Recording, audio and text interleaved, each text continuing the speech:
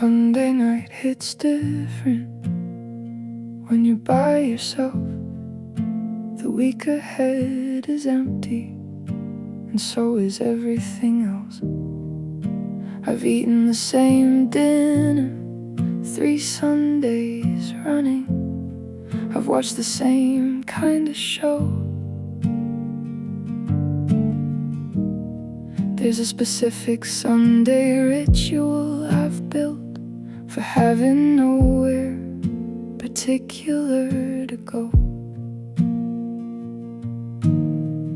Not bad exactly, just heavy, the way the last day of the week sits on the chest with a particular gravity that Monday always tends to break. I used to have Sunday plans, or at least the shape of them, the possibility. Now Sunday is just Sunday from the morning until I fall asleep, and it becomes Monday mercifully. Sunday night sadness, it has a specific way. Sunday night sadness, tomorrow doesn't help, and tonight won't end. The week behind was manageable, the week ahead is still unknown. Sunday night sadness is the one that catches you between everything you've handled and the next thing on your own. I called a friend at 7, she was busy. I called another, she was having people around. I sat with the phone for a bit after thinking about the social physics of a Sunday night in town. Everyone seems to be somewhere on a Sunday, or at least the somewhere they belong. And I'm here with the lamp and the rain and the leftovers, trying not to let the Sunday last too long. I'm not saying this to be dramatic, I'm saying it because it's honestly true that Sunday nights were different with someone in them, and the difference started and ended with you. I used to have Sunday plans, or at least the shape of them, the possibility. Now Sunday is just Sunday from the morning until I fall asleep, and it becomes Monday mercifully. Sunday night sadness, it has a specific way. Sunday night sadness, tomorrow doesn't help, and tonight won't end. I've started making Sunday nights into something, not to cure the feeling, but to give it a container, a specific candle and a specific playlist, a ritual that says this is mine to navigate. And it helps a little, not completely, but little is the currency of this particular season. I'm learning to live inside the Sunday with the sadness as a companion, not a reason to call it anything other than a hard night that becomes a Monday, and then a week, and then somehow fun.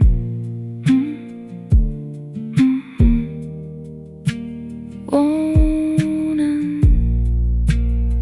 Still Sunday, still heavy, still mine, still Sunday.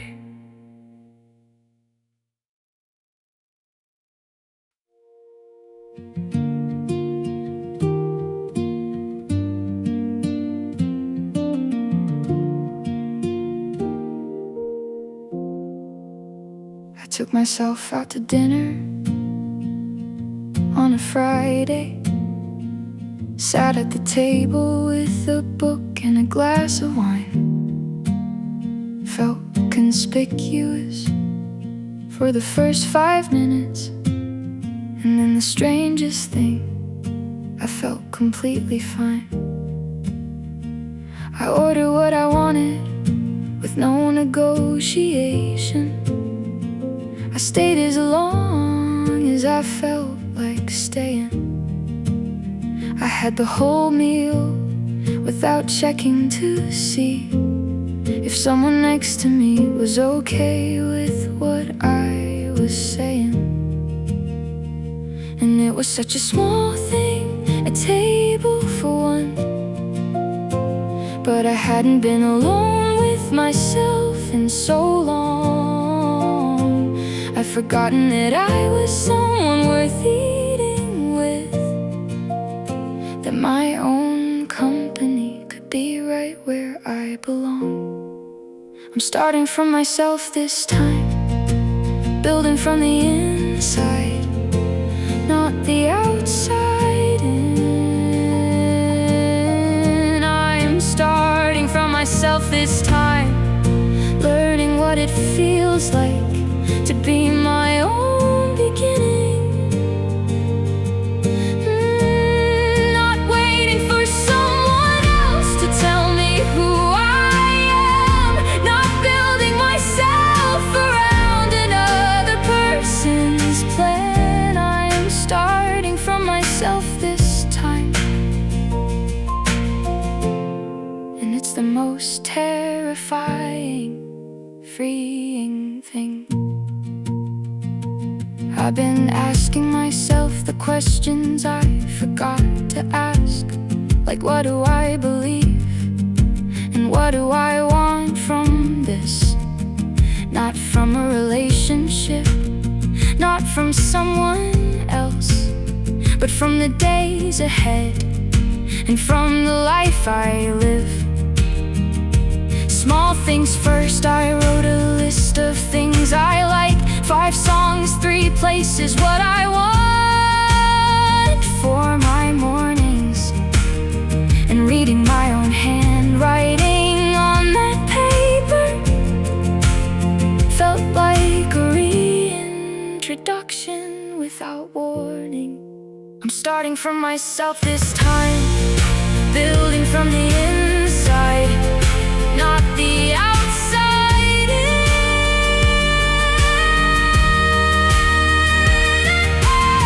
This isn't lonely, I wanna be clear. This is the first time in years I feel spacious.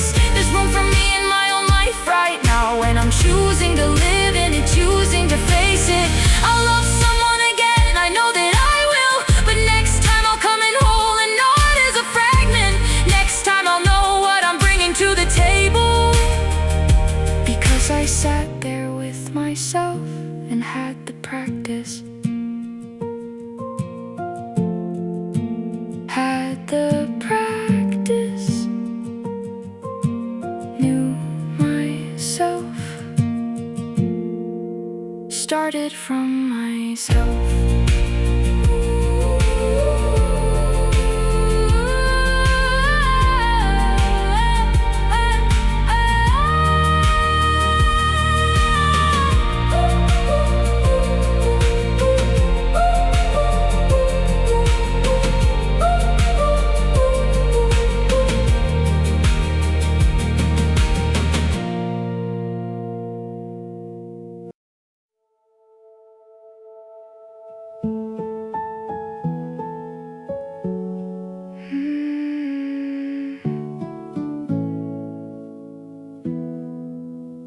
You brought out something in me I want back, the version that was easy with the world, who laughed louder in public and cared less about it, who wasn't so wound up and so tightly curled.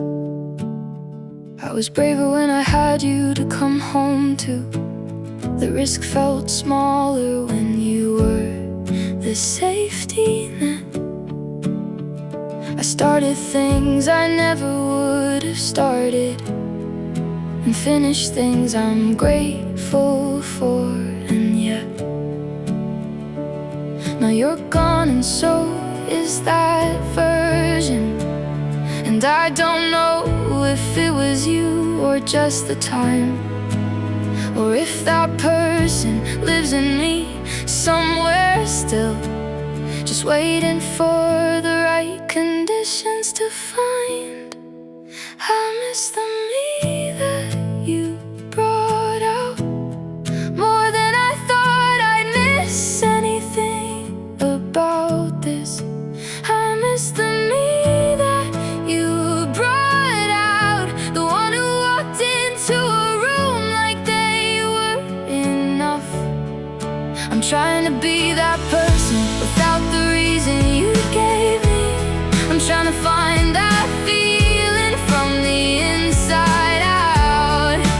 I miss the me that you brought out, and I'm scared I left her somewhere in the past. Maybe every person we love becomes a mirror, showing back us how we couldn't see ourselves. Maybe you were showing me a real part of me, not something built from you, but something else. Maybe if I look at it correctly, you didn't give me something that's now yours to take. Maybe you just pointed at a window, and the view is always mine to contemplate. Oh,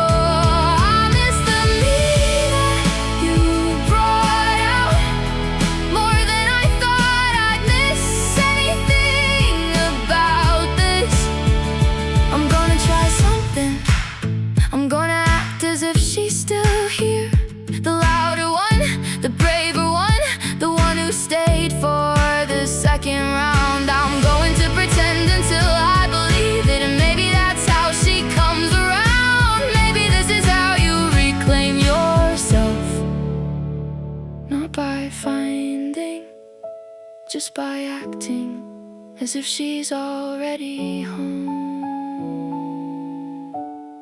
Already home. Already here. Already me.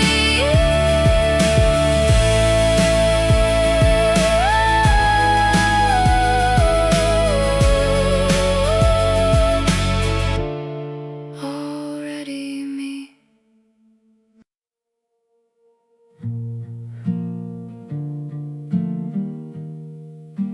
Sunday night hits different when you're by yourself. The week ahead is empty, and so is everything else. I've eaten the same dinner 3 Sundays running. I've watched the same kind of show. There's a specific Sunday ritual I've built for having nowhere particular to go. Not bad exactly, just heavy. The way the last day of the week sits on the chest with a particular gravity that Monday always tends to break. I used to have Sunday plans, or at least the shape of them, the possibility. Now Sunday is just Sunday from the morning until I fall asleep, and it becomes Monday, mercifully. Sunday night sadness, it has a specific weight. Sunday night sadness, tomorrow doesn't help, and tonight won't end.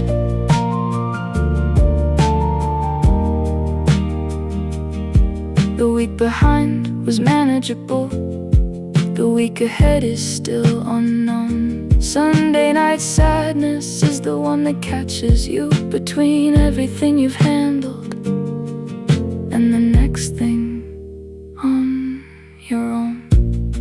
I called a friend at 7, she was busy. I called another, she was having people around. I sat with the phone for a bit after thinking about the social physics of a Sunday night in town. Everyone seems to be somewhere on a Sunday, or at least to somewhere they belong. And I'm here with the lamp and the rain and the leftovers, trying not to let the Sunday last too long. I'm not saying this to be dramatic, I'm saying it because it's honestly true that Sunday nights were different with someone in them. And kinda different started and ended with you.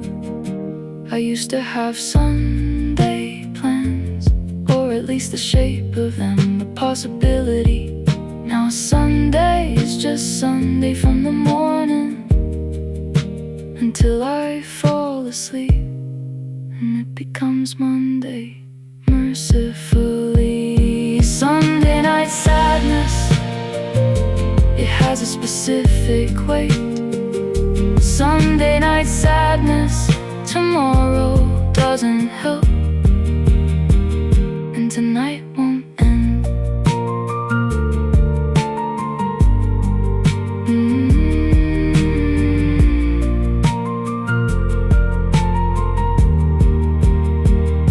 I started making Sunday nights into something, not to cure the feeling, but to give it a container, a specific candle and a specific playlist, a ritual that says this is mine to navigate.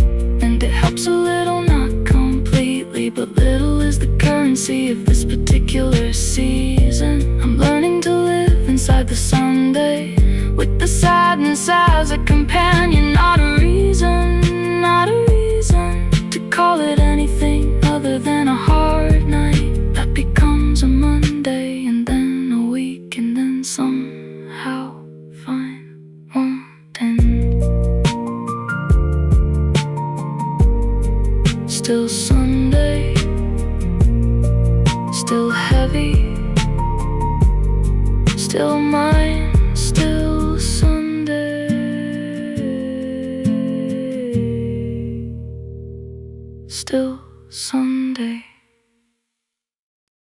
First letter, your name comes up, I hover there, then scroll past. I've been doing this for months now, this daily small pretend that I'm looking for something else, that your name isn't how it ends. Every time I open up my contacts, every time my thumb goes hey, you're there before anything else. You were always there that way.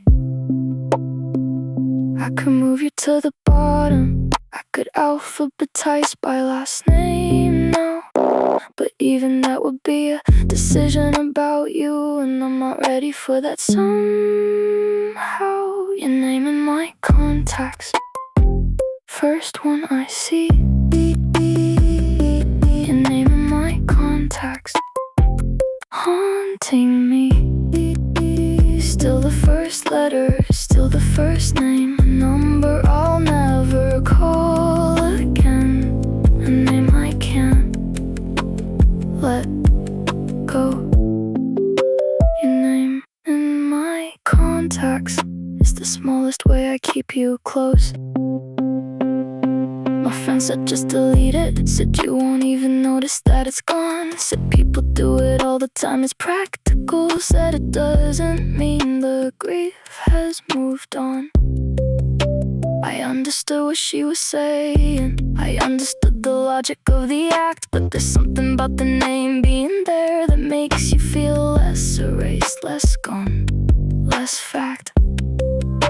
And I know you exist whether it's there or not, I know the number's just a number in a phone, but your name in my contacts is the last place where you still officially belong.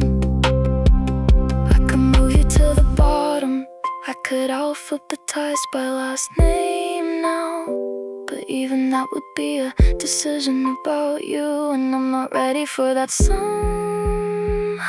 Your name in my contacts, first one I see. Your name in my contacts, haunting me. Still the first letter,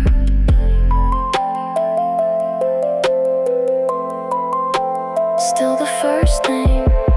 Maybe someday I'll press delete and feel nothing but fine.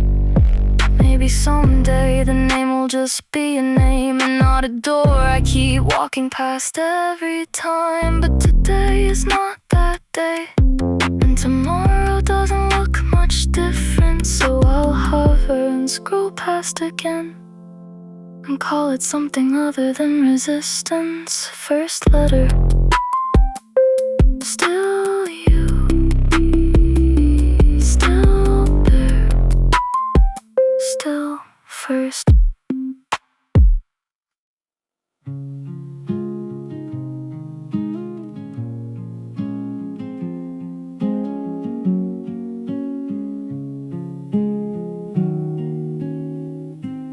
Ordered 2 cups again this morning. Stood there for a second, like you'd walk through the door, like the sound of the kettle would bring you back somehow, like the ritual was enough to make things like before. I pour the second one anyway, let it sit there getting cold. I've been doing this for longer than I want to admit, and I can't seem to break the hold. It's not that I forget, it's that the hand moves before the mind can say, wait, there's only one of us now. Wait, the other cup's for yesterday. I still buy 2 coffees sometimes. The hand just does it before the head catches up.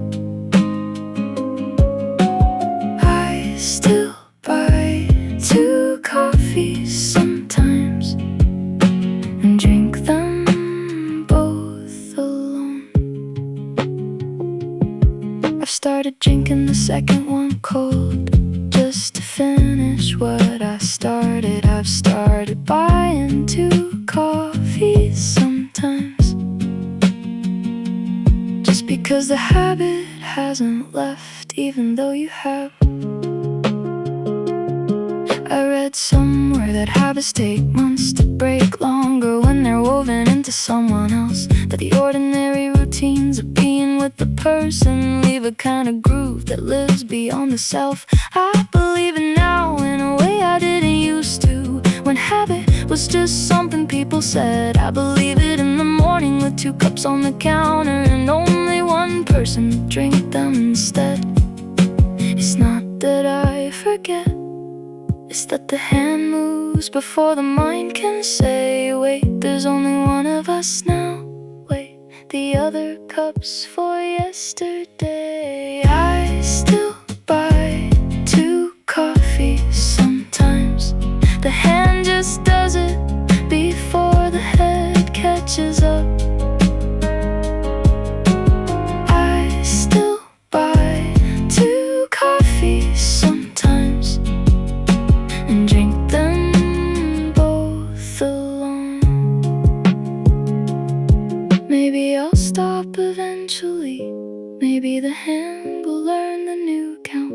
Maybe mornings will become singular again, and 1 cup will feel like the right amount. But right now the body is still practicing the version of the day that had you in it. And I'm not going to fight the 2 coffees, I'm gonna let the grief finish when it's ready to finish, both alone, both cold, both still, both mine.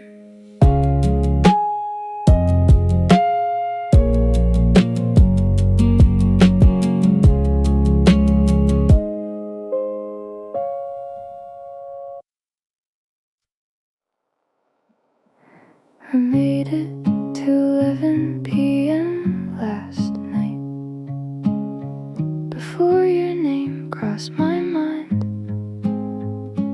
which is better than it was, which is almost something like progress, kind of. I know healing isn't linear, I know that's what people say, but sometimes not linear looks like 3 steps back on a decent day. I'm learning to sleep without thinking of you, which takes more practice than it should. I'm learning to leave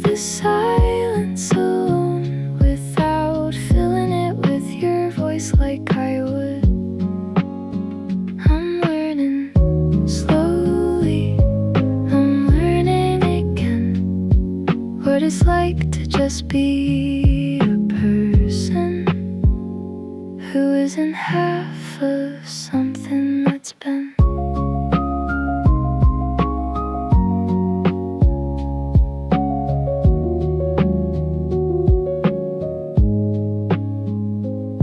Some mornings I wake up okay before the memory catches up, and that gap between waking and remembering is the closest thing I have to enough. I'm learning to sleep without thinking of you, which takes more practice than it should. I'm learning to leave the silence alone without filling it with your voice like I would. I'm learning slowly, I'm learning again what it's like to just be a person who isn't half of something that's been. I'm learning, not there yet, but learning.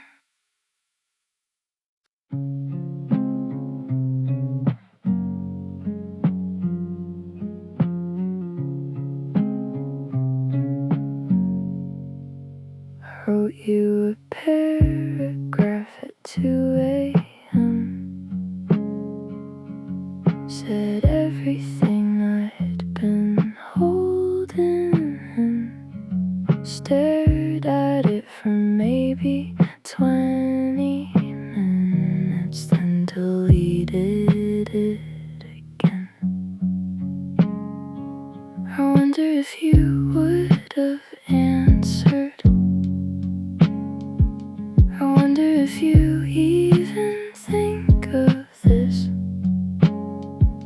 I wonder if there's a version of tonight where I was brave enough to hit send.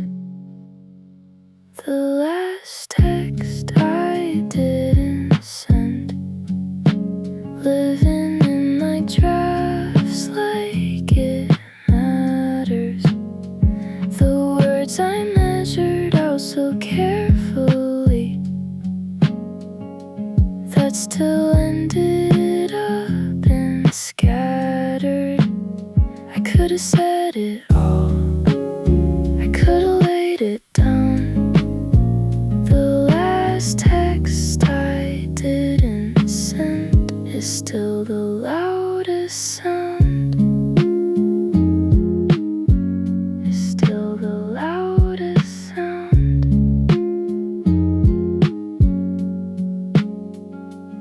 I wrote another one at 4 a.m. Shorter this time, 2 lines. Deleted that one even faster.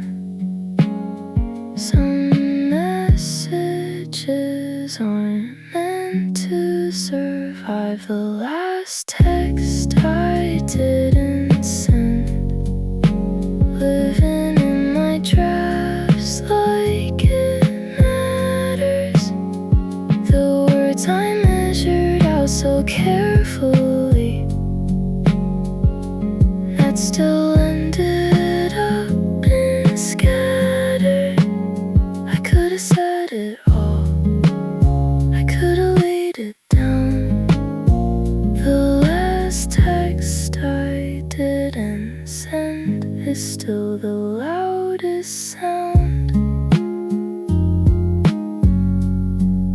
Still unread, still unsent, still yours.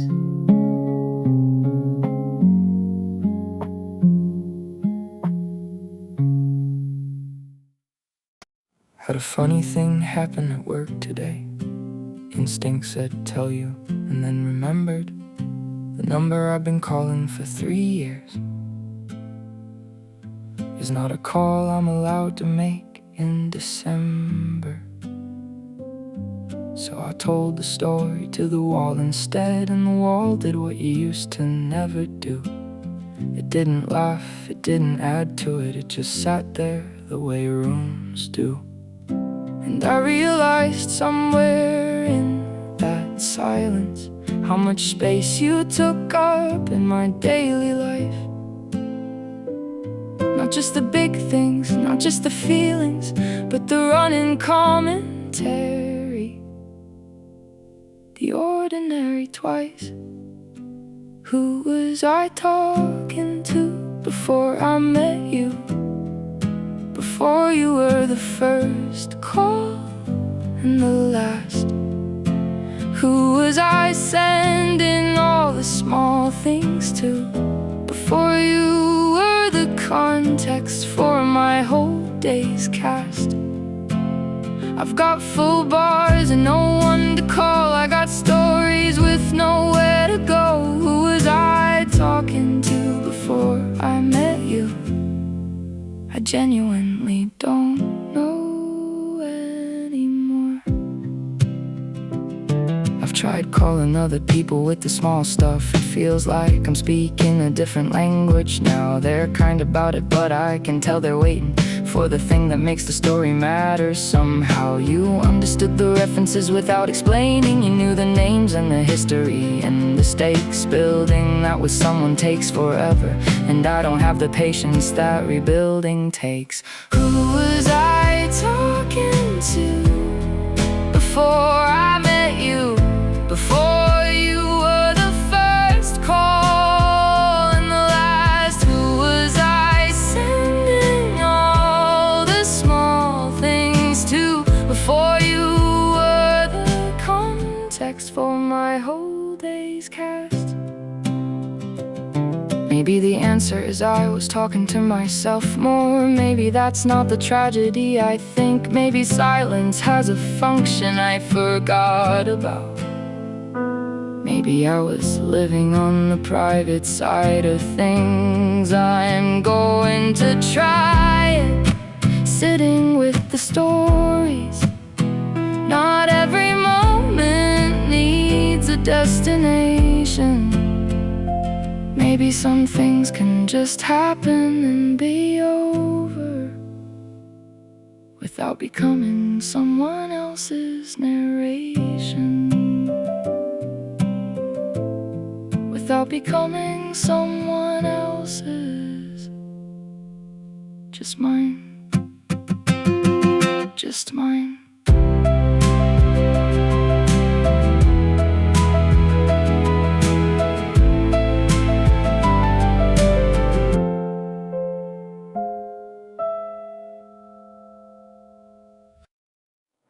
I sent you something at 2:30. I won't tell you what it said, but you already know. I saw it sitting there in the morning light, and felt the specific shame of midnight honesty exposed.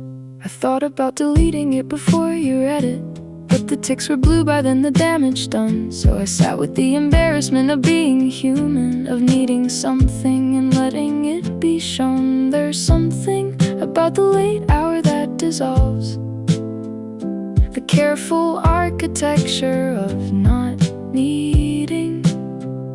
At 2 a.m. the wall comes down completely, and all that's left is the honest person underneath. I only say the true things after midnight, when the filter's low and the feeling's high. I only say the true things after midnight, and then spend the morning asking myself why. But maybe midnight me is trying to tell me something about what I actually want beneath the daylight version.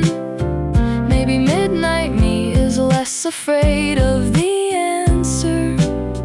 Maybe midnight is when I should be paying more attention. You replied the next morning, matter of fact, like you hadn't just received my 2 a.m. confession. You were kind about it, which was almost worse. Kindness as deflection is its own kind of rejection. I said something like, sorry for the late message. You said something like, no worries, and moved on. And we spent the next week building back the distance from the honesty of what I'd said at one. I only say the true things after midnight, when the filter's low and the feeling's high. I don't wanna only be brave when I'm half asleep. I wanna be that honest in the daylight too. I wanna stop saving the real things for the dark hours and say them when it actually matters, looking at you. So here I am, it's 2 in the afternoon, and I'm telling you with full awareness what I mean, that I liked you and I meant it, and I'm fine that you didn't. And saying it out loud is the most honest I've been. Most honest I've been. In the afternoon, sober and clear and fine.